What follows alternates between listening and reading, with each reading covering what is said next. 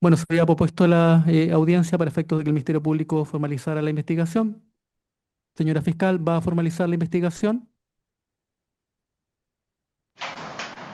Así es, señoría. Con esa finalidad fueron pedidas las medidas cautelares de detención. Por lo tanto, vamos a proceder a formalizar esta investigación en contra de los cuatro imputados aquí presentes. Muy bien. Señores, tienen que estar atentos a lo que va a indicar la señora fiscal a continuación, quien va a proceder a formalizar la investigación. Esto significa que se les va a comunicar qué es lo que se investiga en la presente causa. Señora fiscal. Gracias. La Fiscalía comunica a los imputados ya individualizados que se sigue una investigación en su contra por los siguientes hechos. El día viernes 8 de noviembre del año 2024, en horas de la noche, aproximadamente a las 23 horas, el imputado Javier Omar Troncoso Chuñil, en estado de ebriedad, llegó ofuscado a la casa que compartía de manera permanente con su madre de 73 años de edad, nacida el 16 de julio de 1952, doña Julia del Carmen Chuñil Catricura, ubicado en un sector rural y despoblado, ubicado en Huichaco, escuela número 3, rol predial 111-82 de la comuna de Mafil, región de Los Ríos. En este lugar vivía además su hija e imputada Janet del Carmen Troncoso Chuñil, su ex yerno e imputado Bermar Flavio Bastidas, y dos nietos menores de 4 y 9 años de edad, cuyos padres son los imputados Janet del Carmen y Belmar Flavio, divorciados a la fecha de los hechos. También en una dependencia contigua a la casa habitación residía un adulto mayor, cuyas iniciales son NGP, con fecha de nacimiento 27 de junio del año 1935, es decir, 90 años a la fecha de los hechos, y es conocido por el grupo familiar. Durante la semana de los hechos, estaba viviendo también en este domicilio el hijo de doña Julia e imputado, don Pablo Marcelo San Martín Chuñil, y una amiga de la víctima.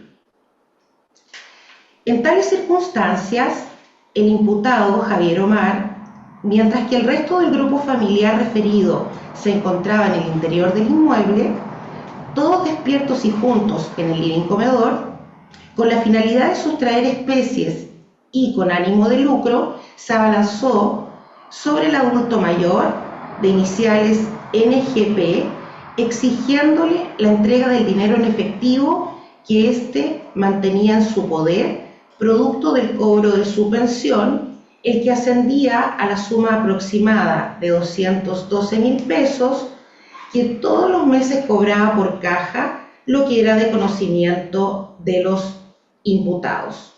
Dinero que él en ese momento mantenía visible en un bolsillo de su camisa. Para lograr este objetivo, el imputado Javier Omar acometió a la víctima NGP propinándole golpes de puño en el rostro, procedió a colocarle un cuchillo en el cuello, expresándole para llegar a cabo esta apropiación: y si te mato.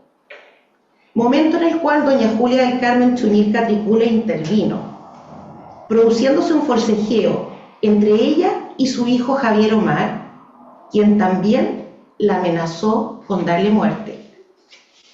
Durante este forcejeo, doña Julia del Carmen Chuñil Catricura logra quitarle el cuchillo y lo lanza hacia el exterior de la casa habitación, logrando frustrar la sustracción de dinero.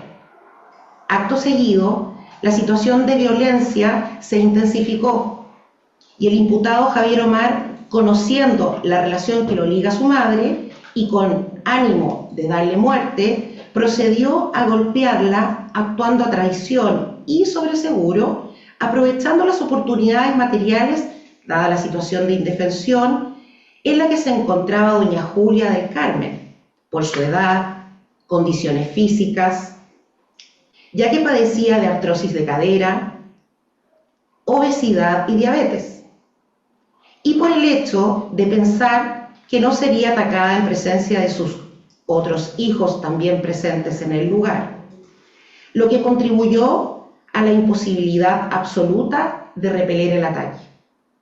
En tales circunstancias, el imputado, Javier Omar, continuó agrediéndola violentamente en el exterior del inmueble para luego, con ambas manos, ahorcarla contra la pared de una bodega contigua a la casa hasta lograr el propósito homicida, causándole la muerte en el mismo lugar.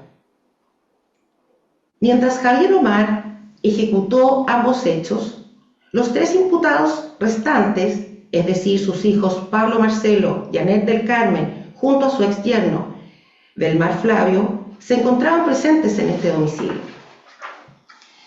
manteniendo Pablo Marcelo y Anet del Carmen en todo momento la posibilidad de impedir o procurar impedir tanto el robo en contra de la víctima NGP como el ataque letal contra su madre y ex-suegra, doña Julia del Carmen, acordando no realizar acciones para impedir los hechos ni prestar ayuda, asegurando con ello la ejecución de ambos crímenes. En el caso de Belmar Flavio, con el conocimiento de la perpetración de ambos crímenes, interviene en forma posterior, aprovechándose de los efectos de los delitos e impidiendo su descubrimiento. En este contexto, logrando Javier Omar darle muerte a su madre, doña Julia del Carmen, procedieron en conjunto con su hermano Pablo Marcelo a tomar el cuerpo de doña Julia, tomándolo Javier de los brazos, Pablo de las piernas, para trasladarla a un lugar del domicilio donde ocultaron su cuerpo. De esta forma, los cuatro imputados optaron deliberadamente por ocultar el cadáver, quemar sus vestimentas, guardar silencio respecto de lo ocurrido y mentir a las autoridades. Para ello, acordaron que la imputada Anet del Carmen formulara una denuncia falsa por presunta desgracia ante Carabineros de Chile en la tenencia de Mafil, recién el día domingo 10 de noviembre del año 2024, con la única finalidad de desviar la investigación oficial del Estado y asegurar su impunidad. En las semanas posteriores a la denuncia de extravío, los hijos imputados de doña Julia del Carmen, Chunil Catricura, comenzaron a comportarse como herederos, apropiándose y aprovechándose del patrimonio de ésta, vendiendo bienes de su propiedad, tales como su ganado, su carretón de bueyes, repartiéndose el dinero obtenido entre ellos, llegando incluso al imputado Javier Omar, el día 8 de diciembre del año 2024, a realizar una cotización para comprar una sepultura familiar en el Parque Los Laureles de Valdivia. Cabe señalar que previo a los hechos precedentemente relatados, tanto doña Julia Chunil como la víctima NGP se encontraban en grave situación de vulnerabilidad, ya que por su avanzada edad, condición rural, aislamiento geográfico y estado de salud, fueron víctimas de maltratos psicológicos y físicos en reiteradas ocasiones. Es así, y a modo de ejemplo, respecto de la víctima NGP, en una fecha no determinada durante el año 2024 y hasta el día de la detención, los imputados, ocurría el 14 de enero de este año, los imputados agredieron corporalmente y lo sometieron a violencia psicológica y tratos crueles y humillantes, particularmente Javier Omar Troncoso Chunil. Es así que el día 2 de diciembre del año 2025, en horas de la tarde, el imputado insultó con palabras groseras, expresándole, entre otras cosas, en forma despectiva, viejo culiao. En el caso de doña Julia del Carmen, en una fecha no determinada entre los años 2022 y 2024, y hasta el día de su muerte, fue víctima de violencia en forma habitual por parte de su hijo e imputado Javier Omar Troncoso Chuñil. Acciones consistentes en ejercicio de violencia física y psíquica, insultos y vías de hecho que causaron lesiones, daño y gran temor en la víctima, lo que fue expresado por esta públicamente en el culto religioso, el que asistía pocas semanas previas a su fallecimiento, indicando que estaba en un tremendo peligro con uno de sus hijos, que era la vida de ella o la de su hijo. Los hechos descritos configuran respecto de cada imputado los siguientes delitos. Respecto de Javier Omar Troncoso Chuñil, autor en los términos del artículo 15, número 1 del Código Penal, en los delitos de 1. Robo con violencia e intimidación frustrado. Artículo 436, inciso primero del Código Penal. Maltrato corporal relevante y trato degradante consumados, en perjuicio de la víctima NGP. Parricidio consumado y maltrato habitual, en perjuicio de su madre, doña Julia Chuñil Catricura. Inhumación ilegal, del artículo 320 del Código Penal.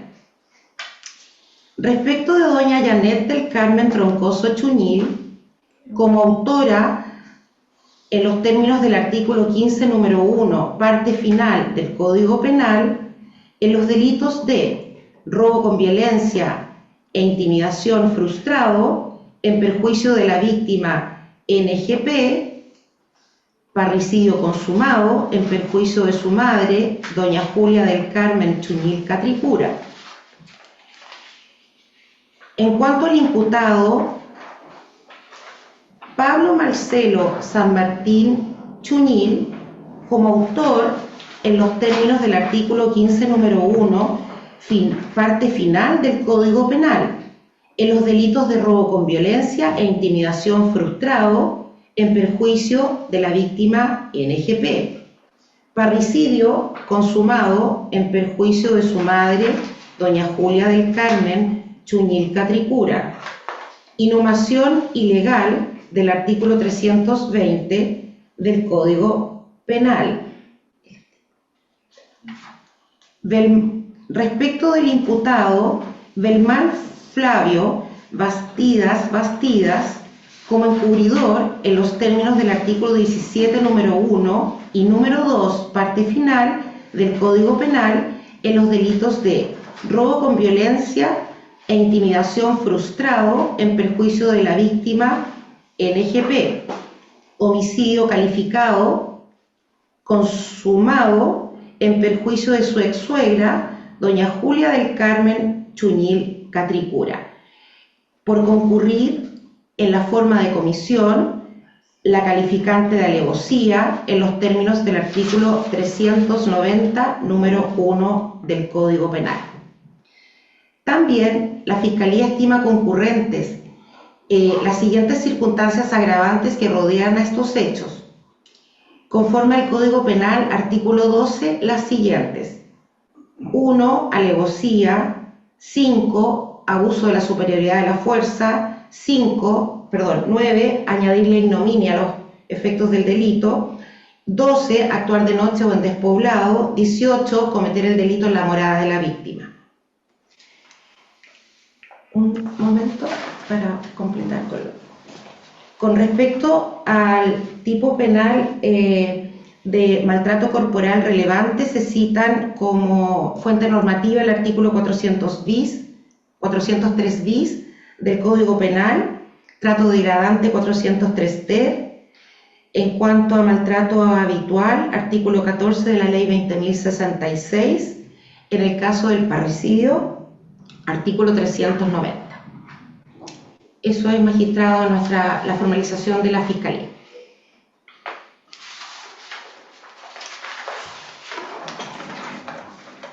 Bien, señores Troncoso, San Martín y Bastías, el Ministerio Público acaba de formalizar la investigación.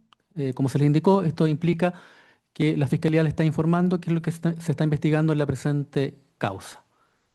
Señora Troncoso, ¿se entiende qué es lo que se investiga, sí? Señor Troncoso, ¿se entiende qué es lo que se investiga? Señor San Martín, señor Bastías.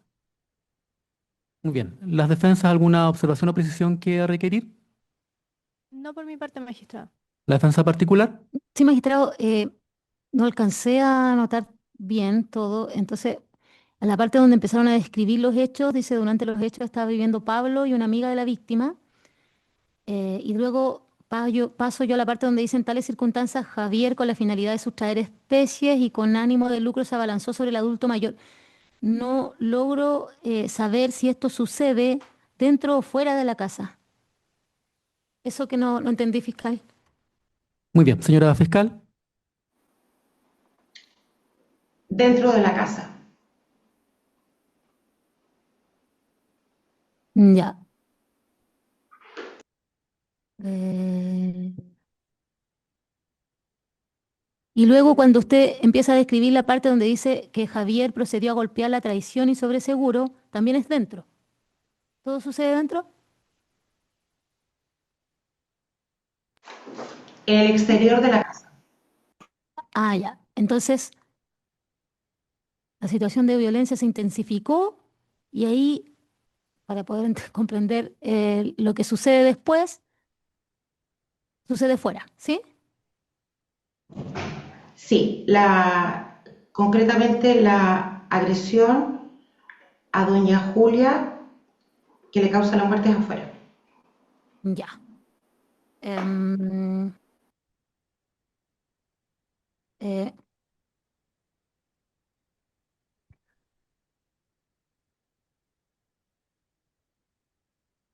ya. Y para igual especificar, cuando suceden los hechos afuera, mis otros representados estarían dentro. Observando.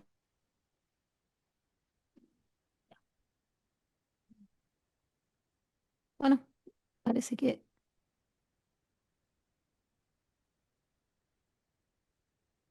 eso, magistrado. Muy bien. Entonces el tribunal tiene por formalizada la investigación en los términos indicados por el Ministerio Público. Señora fiscal.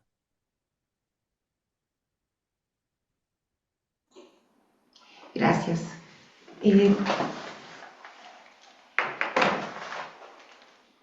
pido un momento para poder preparar una...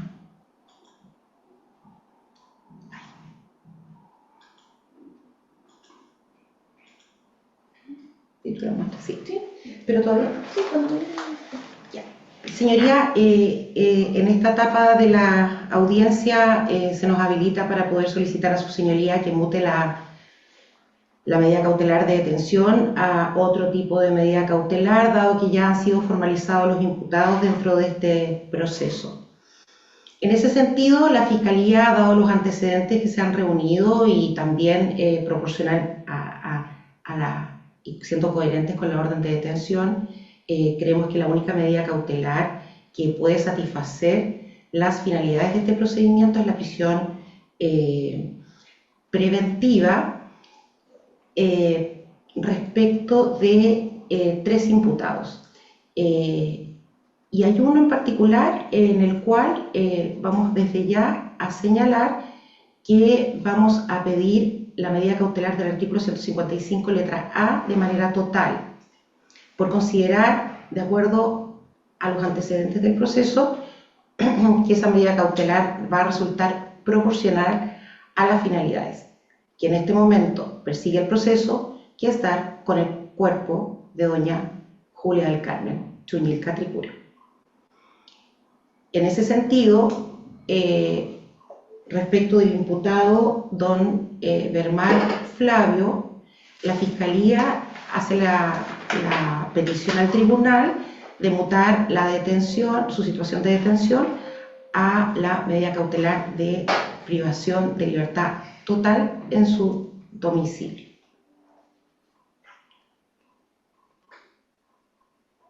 Bien, la defensa del imputado. Muchas gracias, magistrado. Sin perjuicio de la naturaleza de los ilícitos por los cuales se ha formalizado la investigación en este caso, pero también teniendo en consideración, ¿cierto?, algo que nosotros veníamos discutiendo y alegando desde el inicio de esta causa del día de ayer, que tiene que ver con la forma eventual de participación que pudiera eventualmente, como dije, en este caso, considerarse que concurre respecto a mi representado. Nosotros vamos a solicitar en este caso, magistrado, que la medida cautelar que se imponga finalmente al mismo sea la de un arresto domiciliario parcial. ¿Ya?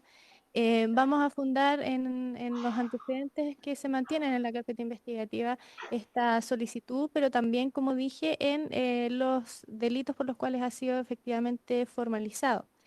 En primer lugar, respecto de, bueno, en este caso se le está imputando también a título de encubrimiento la comisión tanto de un robo con intimidación como de un homicidio calificado. En cuanto al robo con intimidación, en nuestra parte no verificamos a la luz de los antecedentes de la carpeta investigativa, ¿verdad? Que dicen relación principalmente con testimonios que dan cuenta de estas supuestas circunstancias que concurren. No verificamos las acciones desplegadas en concreto por parte de nuestros representados que tengan que ver, ya sabemos que no con una ejecución, no se está imputando aquello, pero tampoco con un encubrimiento respecto de aquello, ¿ya? A tener presente en ese sentido que mi representado es una persona que desde el inicio de la investigación ha colaborado con la misma, ha prestado varias declaraciones en este sentido. En cuanto a aquello, nosotros derechamente no verificamos participación, como dije, magistrado, en un delito de robo con intimidación. Aquí lo que se señala es que es una persona puntual, ¿cierto?, la que realiza las acciones y en ese sentido no hay ninguna acción desplegada por parte de mi representado. Asimismo, la doctrina en general, por ejemplo, en algunos textos, ¿cierto?, que puedo pasar a citar en este caso, como por ejemplo el Código Penal comentado de varios autores que, en este caso, don Héctor Hernández, Jaime Couso y Jorge Mera, entre otros, señalan en este sentido que el encubrimiento no se puede basar en este caso, omisiones derechamente realizadas por parte de la persona, ¿cierto?, que ha sido imputada, sino que tiene que ver con despliegue de acciones justamente que favorecen de acuerdo con los numerales, en este caso 1 y 2 que se están imputando del artículo 17 del Código Penal, despliegue de acciones que tiendan, como se dijo, al favorecimiento, ¿cierto?, respecto de este delito o, en este caso, a la ocultación eventualmente, ¿cierto?, de ciertos materiales o del mismo cuerpo eventualmente. En ese sentido, magistrado, como dije, de respecto al robo con intimidación, no verificamos ningún tipo hasta el momento de responsabilidad de despliegue de acciones que tiendan a generar un encubrimiento. En cuanto al homicidio, al delito de homicidio calificado, tener presente su señoría que si bien puede existir discusión respecto de si ha habido o no acciones que puedan generar efectivamente un encubrimiento en los hechos en favor de los eventuales autores. Lo cierto, magistrado, que bueno, tenemos que seguir con esta investigación que está recién iniciando, pero en lo concreto, a nuestro entender, la calificante de este delito, ¿cierto?, de alevosía, no puede ser comunicada en este caso a una persona a la que se le está imputando una participación más bien residual. ¿Ya? De hecho, también los mismos autores, ¿cierto?, en el mismo texto que acabo de citar, lo que señalan respecto a este punto, ¿cierto?, es que básicamente quien, quien debe ser, digamos, a quien se le puede atribuir una calificante es justamente a la persona que se favorece a través de aquella para la comisión del ilícito. Y en este sentido, la comisión del ilícito es llevada a cabo según los mismos hechos de la formalización, eventualmente por una persona distinta a mi representado. ¿Ya? El encubrimiento como definición misma de aquella y también lo señala el texto, ¿cierto?, del Código Penal comentado, que en este caso de otros autores como Jean-Pierre Matus, Sergio Politov, entre otros, señalan en ese sentido, su señoría, que es una figura que concurre con posterioridad a la perpetración eventual de un ilícito. Y en ese sentido no puede señalarse que hay un aprovechamiento de aquella circunstancia calificante. Al respecto, también citaron un fallo, en este caso de la excelentísima Corte Suprema, Rol 4464 del 2024, de fecha 29 de abril del 2024, que en su considerando 17º señala respecto a un recurso de nulidad, donde se acoge finalmente la causal de la defensa y se dicta una sentencia de reemplazo que modifica, ¿cierto?, en este caso la calificación de homicidio calificado, lo que indica es que la alevosía en su calidad de calificante del delito de homicidio sea como un actuar a traición o sobreseguro por parte de la gente ha sido entendida en forma tradicional por la doctrina como una utilización de medios objetivos o materiales que provean al actor en su cometido delictivo. Entendemos como actor, ¿cierto?, a la persona que efectivamente realiza la acción o la ejecución directa, ¿cierto?, de los hechos. Y en este caso que provee un contexto de indefensión de la víctima o favorezcan la impunidad del acusado en su perpetración. Y en ese sentido también señala posteriormente en este mismo considerando la excelentísima Corte Suprema que esta consiste indefectible y necesariamente en que él haya buscado o creado deliberadamente y con los fines ya referidos dichos elementos materiales al momento de la comisión del hecho. Como dije, según la misma definición incluso que ocupa el Código Penal de encubrimiento, este tipo de participación, que también es discutido si es una forma de participación en sí misma, pero para entendernos, ¿cierto?, este tipo de participación como el encubrimiento habla más bien de una acción desplegada con posterioridad. Y en ese sentido nosotros cuestionamos que efectivamente se le pueda imputar, ¿cierto?, a título de homicidio calificado, más bien no estamos tampoco aceptando los hechos, pero eventualmente, y obviamente luego de una larga investigación en que se va a analizar aquellas circunstancias, eventualmente lo que concurriría según lo que nos dice el Ministerio Público, a nuestro entender, podría ser un eventual encubrimiento por homicidio simple, ¿ya? En ese sentido, su señoría, también tener presente la prognosis de pena que se pudiera arriesgar en los hechos en concreto, ¿cierto?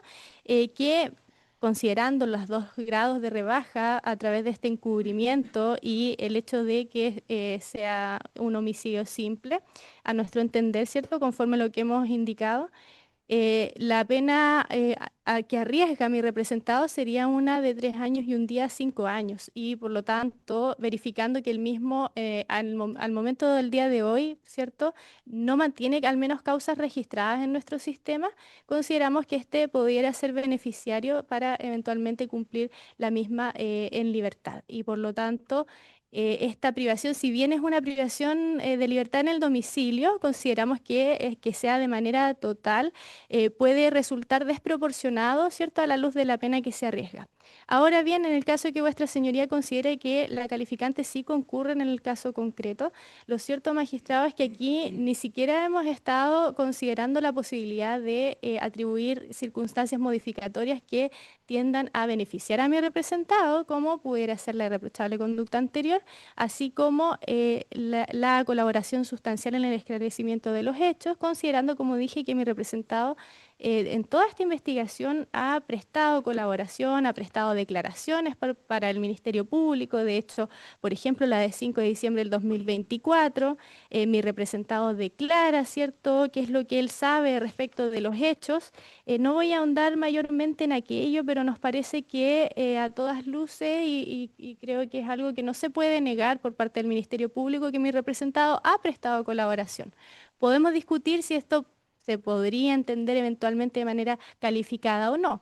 Pero en ese sentido, su señoría, existiendo la posibilidad cierta y real de atribuir atenuantes a mi representado, con mayor razón entonces la posibilidad de privación de libertad se reduce a nuestro entender de manera importante, y en ese sentido nosotros estaríamos, como dije, por aplicar un arresto domiciliario parcial en favor del mismo. Así las cosas, su señoría, también tener presente que mi representado es una persona que mantiene arraigo, una persona inserta en la sociedad, mantiene arraigo familiar. Él actualmente vive con su madre en un sector rural, ¿verdad? Tiene un domicilio donde puede cumplir, ¿cierto? Nos parece que también dando cuenta de justamente la adherencia a los actos del proceso que han sido desformalizados hasta esta instancia, donde él, como dije, ha concurrido, ¿cierto? Se ha comunicado con el Ministerio Público, ha prestado declaraciones, ha prestado su colaboración. Nos parece que no existe en este caso razones suficientes para considerar que un arresto domiciliario parcial no permitirá cautelar, como debe ocurrir, ¿cierto?, en derecho, cautelar en este caso la seguridad ya sea de la investigación como de la sociedad misma. Y también en ese sentido dar cuenta, magistrado, que conforme los mismos hechos de la formalización se ha indicado que mi representado efectivamente mantiene dos hijos, ¿cierto?, en común, de hecho, con una de las coimputadas. También él se desempeña, ¿cierto?, en sus trabajos, en este caso en el campo, en venta de leña, entre otras cosas, venta de animales. Por lo tanto, nos parece que en ese sentido las condiciones sugieren que la medida más idónea a nuestro entender puede ser la de un arresto domiciliario parcial, y en ese sentido, señorías, que nosotros hacemos esta solicitud. Muy bien. El Ministerio Público. Señoría, estamos de acuerdo con la petición de la defensa, no en cuanto a la primera línea argumentativa que tiene que ver con el fondo, que no es la oportunidad procesal para discutirla, sobre la imputación que hemos realizado como Fiscalía respecto a su conducta al día de los hechos, porque no olvidemos que él estaba presente ese día cuando ocurren los hechos que ya señalamos.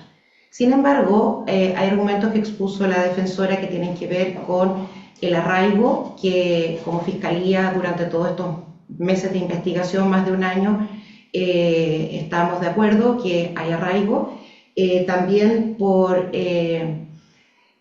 los hijos menores de edad que comparte con doña Janet, y entendemos que en ese sentido la petición de la defensa, y conforme también a la necesidad de cautela, estaríamos como Fiscalía de acuerdo. Muy bien. Entonces el tribunal, teniendo presente que si bien el Ministerio Público se ha allanado a la solicitud planteada por la defensa, y también como se solicitó la medida cautelar de manera inmediata sin haber exposición de antecedentes, lo cierto es que el tribunal de todas formas tiene que hacerse, tiene que fundamentar la resolución dictada conforme le dispone el artículo 122 del Código Procesal Penal. Por lo tanto, el tribunal, teniendo presente el mérito de la formalización, que en definitiva permite establecer el ámbito de discusión en la presente audiencia, lo cierto es que comparte la apreciación de la defensa en cuanto a que de la sola lectura de la formalización es difícil establecer por ahora la calificante esgrimida por parte del Ministerio Público, y en concreto justamente el hecho de haber el imputado generado las condiciones que serían en definitiva constitutivas de la calificante de alevosía. Por tanto, el tribunal, fundamentando la resolución que se va a dictar, hace presente dicha situación, y teniendo presente que evidentemente eso implica una modificación de una modificación de la necesidad de cautela respecto del imputado. El tribunal en definitiva va a decretar respecto de don Bermar Flavio Bastidas la medida cautelar del artículo 155, letra A del Código Procesal Penal, en la siguiente modalidad. arresto domiciliario nocturno en horario que va de las 22 horas a las 6 horas del día siguiente en su domicilio, a fin de asegurar la comparecencia del imputado a los diversos actos de procedimiento, así como la eventual ejecución de una sentencia condenatoria. Señorita defensora, el domicilio donde se va a cumplir el arresto domiciliario nocturno es el domicilio que se fijó ayer en la audiencia. Sí, magistrado, entiendo que es el domicilio de Huichaco sin número. No sé si requiere algún tipo de referencia, magistrado. No, el domicilio que se indicó ayer. Acompañar las coordenadas de todas maneras. Bien, así las cosas, el tribunal da orden de libertad respecto de el imputado anteriormente individualizado. ¿La Defensoría Penal Pública se va a quedar en la audiencia? Entiendo, señoría, que no se ha fijado todavía una solicitud Claro. de investigación. Bien.